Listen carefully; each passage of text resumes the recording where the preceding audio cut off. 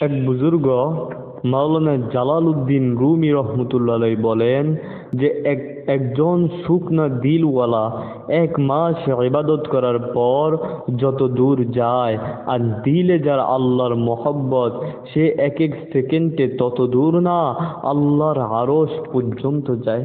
আমার ভাইরা, ওই দিল কতই না দামি, যেই দিলে আল্লাহর ভালোবাসা বিদ্যমান।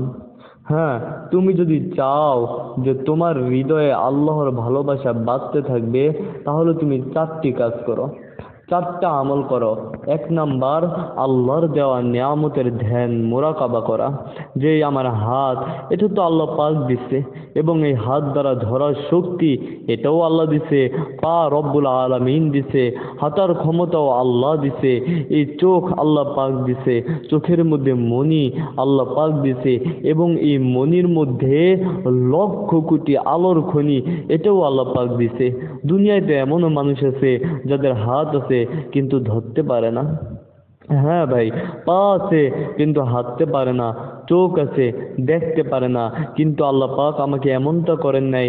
পা দিছে, পা দ্বারা হাঁটার শক্তিও দিছে, হাত দিছে, হাত দ্বারা ধরার শক্তিও দিছে, চোখ দিছে, চোখ দ্বারা দেখার শক্তিও আল্লাহ পাক দিছে, এবং আমাকে খাওয়াইতেছে আমার রব, আমাকে পড়াইতেছে আমার রব, সবই তো আল্লাহ পাক দিছে। কিন্তু আমি কার গোলামি করতেছি, আমি কার হয়ে যাইতেছি, এটাই ভাবার বিষয়। আমার প্রিয় বন্ধু, এই প্রথমটা হচ্ছে কি, আল্লাহর দেওয়া নিয়ামতের ধ্যান মোরাকাবা করা, আল্লাহর মহব্বত বাড়ানোর জন্য। এটা হচ্ছে 1 নাম্বার ঔষধ। আর 2য় নাম্বার হচ্ছে যে ফরজ ওয়াজিব সুন্নতে মুআক্কাদার উপরে আমল করা, গুনাহ মুক্ত জীবন গড়া। আমার প্রিয় ভাইয়েরা, আমাদের এই জিন্দেগি যদি গুনাহ মুক্ত হয়, তাহলে আমার হৃদয়ে আল্লাহর ভালোবাসা আসতে থাকবে। হ্যাঁ, আমার হৃদয়ে আল্লাহর ভালোবাসা আসতে থাকবে। আর যখনই আমার হৃদয়ে আল্লাহর ভালোবাসা আসবে, আমি গুনাহ মুক্ত জীবন গড়তে পারবো, তখনই আমি আল্লাহ ওয়ালা হতে পারবো। আর আমাদের জীবনটা যদি গুনাহযুক্ত হয়, তাহলে ধ্বংস হয়ে যাব। আমার প্রিয় বন্ধু, তো এটা হচ্ছে 2য় নাম্বার। আর 3য় নাম্বারটা হচ্ছে বেশি বেশি জিকির করা, বেশি বেশি জিকির করা, আল্লাহকে ডাকতে থাকা। আল্লাহর নামের মধ্যে যে কত মজা, যে ডাকে সে বোঝে। বেশি বেশি আল্লাহকে ডাকতে থাকা। উদউনি আস্তাজিব লাকুম, আল্লাহ পাক বলেন, আমার বান্দা তোমরা আমাকে ডাকো, আমি তোমাদের ডাকে সাড়া দিব, আমি তোমাদের ডাকে সাড়া দিব। আল্লাহ পাক নিজে বলছেন, তোমরা আমাকে ডাকো, আমি তোমাদের সব ডাকে সাড়া দেব। তো আল্লাহ পাক আমাদের ডাকে সাড়া দেন, কই আমরা তো শুনি না। আমার ভাই, আল্লাহ পাক শুনাইয়া দেন না, শুনাইয়া আমাদের ডাকে সাড়া দেন না।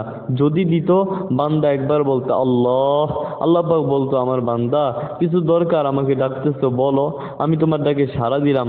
তো এত মজা লাগতো, বান্দা আবার ডাক দিত, বারবার ডাকতেই থাকতো, রাত দিন 24 ঘন্টা ডাকতে থাকতো। আল্লাহকে ডাকতে কত মজা না আমার প্রিয় বন্ধু। তো সে ব্যবসা বাণিজ্যের কথা ভুলে যেত, এরপরে আবার সংসারের কথা ভুলে যেত, সব কিছু ভুলে এই পৃথিবীটা অচল হয়ে যেত। এই জন্য আল্লাহ পাক শুনে ডাকের সাড়া দেন না, কিন্তু আল্লাহ পাক সাড়া দেন।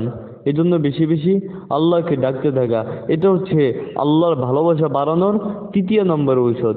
আর 4র্থ নম্বর ঔষধ হচ্ছে কোনো আল্লাহর ওলির সোহবতে থাকা, আল্লাহর ওলির সোহবতে থাকা।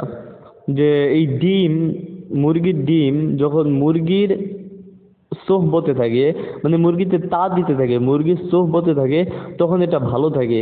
আর মুরগির সোহবত থেকে সরে গেলে এটা কি হয়ে যায়? নষ্ট হয়ে যায়। ঠিক তদ্রূপ আমরা যতক্ষণ পর্যন্ত কোনো শেখ সাদির সোহবতে থাকবো, কোনো শামসুল হক ফরিদপুরির সোহবতে থাকবো, কোনো মোহাম্মদুল্লাহ হাফিজের সোহবতে থাকবো, কোনো হাকিমুল উম্মত থানবীর সোহবতে থাকবো, ততক্ষণ পর্যন্ত আমরা ভালো থাকবো। আর এদের সোহবত থেকে সরে গেলে আমরাও গোমরাহ হয়ে যাব, পথভ্রষ্ট হয়ে যাব। আল্লাহ পাক আমাদের সকলকে তৌফিক দান করেন।